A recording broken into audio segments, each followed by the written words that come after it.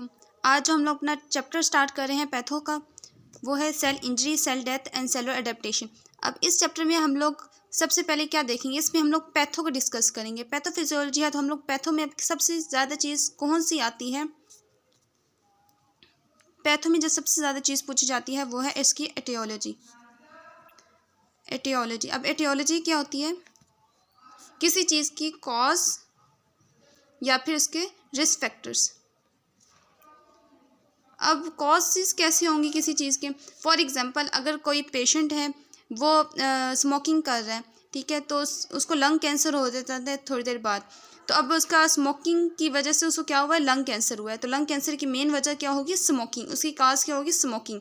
Then है risk factors. Risk factors क्या होंगे कि अगर कोई पर्सन है वो स्मोकिंग कर रहा है लेकिन अभी उसको कैंसर नहीं हुआ, वो कैंसर की तरफ अभी नहीं गया, तो ये उसकी क्या होगी, रिस्क फैक्टर्स होंगे। अब रिस्क फैक्टर्स में क्या क्या चीज़ें आ सकती हैं, जैसे सेडेंटरी लाइफस्टाइल आ जाएगा, एज आ जाएगी, स्मोकिंग, एथनिसिटी, ये सब क्या होंगे, इसके रिस्क फैक्टर्स होंगे।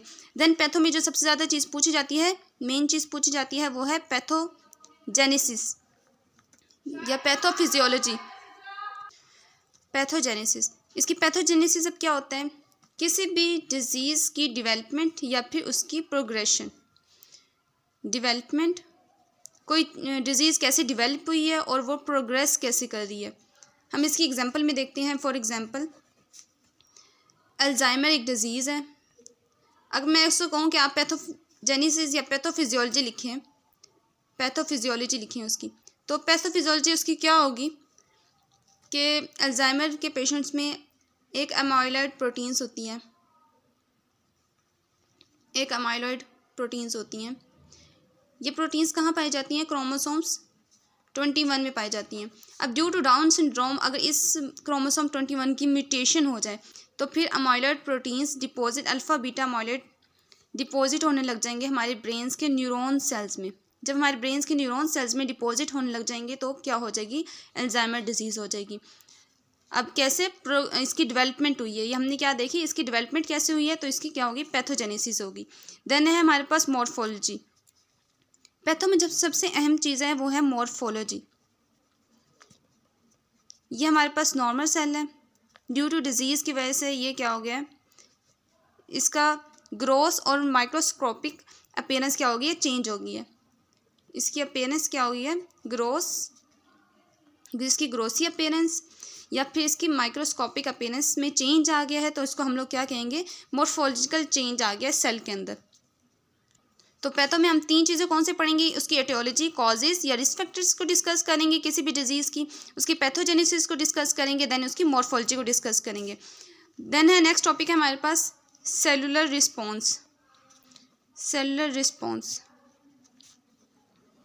जो हमारा सेल है वो कॉन्स्टेंटली हमारे इन्वायरमेंट के साथ क्या कर रहा होता है, इंटैक्ट कर रहा होता है। तो उसका स्ट्रक्चर, उसके demand due to any stress, उसका स्ट्रक्चर क्या हो जाता है, चेंज हो जाता है, अपने आप को अडेप्ट कर रहा होता है।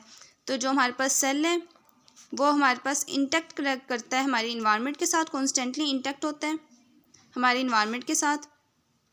देन हमारा सेल क्या करता है, कोप करता है, अकोमोडेट करता है अपने आप को, ड्यू टू एनी सिचुएशन, किसी भी सिचुएशन के लिहाज से अपने आप को अडेप्ट करता है।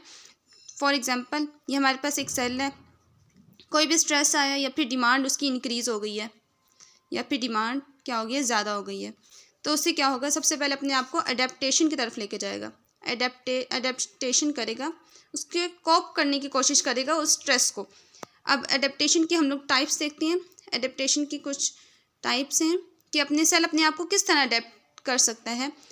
फॉर एग्जांपल हाइपरट्रॉफी, अपने सेल को इंक्रीज़ कर लेगा डिमांड के लिहाज से।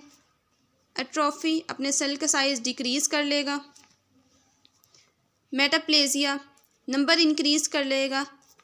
या फिर हाइपरप्लेजिया, साइज़ इंक्रीज़ कर लेगा। हम इसको बारी बारी नेक्स्ट हम लोग वीडियोज़ में पढ़ेंगे। तो अडेप्टेशन कितनी तरह की हो सकती हैं, हाइपरट्रॉफी कर सकता है, एट्रोफी कर सकता है, मेटाप्लेजिया कर सकता है और हाइपरप्लेजिया कर सकता है, depending on condition.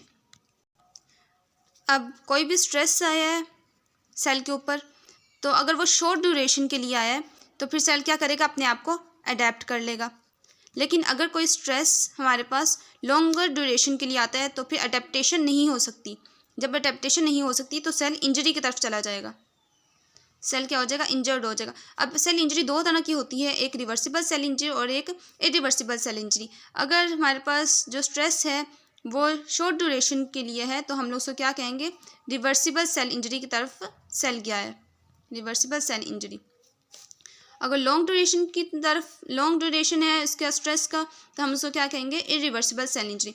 Reversible cell injury में सेल अपनी नॉर्मल कंडीशन पे वापस आ जाता है, नॉर्मल स्ट्रक्चर अपना अटेन कर लेता है, लेकिन इरिवर्सिबल सेल इंजरी में सेल अपना नॉर्मल जो स्ट्रक्चर था उसको अटेन नहीं कर सकता, अपना नॉर्मल फंक्शन अटेन नहीं कर सकता।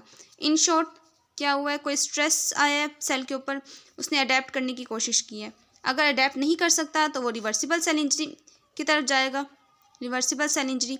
और अगर उसने अडेप्ट कर लिया तो वो रिवर्सिबल सेल इंजरी की तरफ जाएगा, अगर अडेप्टेशन नहीं हुई तो वो इरिवर्सिबल सेल इंजरी की तरफ जाएगा, इरिवर्सिबल सेल इंजरी की तरफ चला जाएगा। अब इरिवर्सिबल सेल इंजरी हुई है तो फिर क्या हो जाएगी, सेल की डेथ हो जाएगी। अब सेल डेथ दो तरह की होती है, एक होती है नेक्रोसिस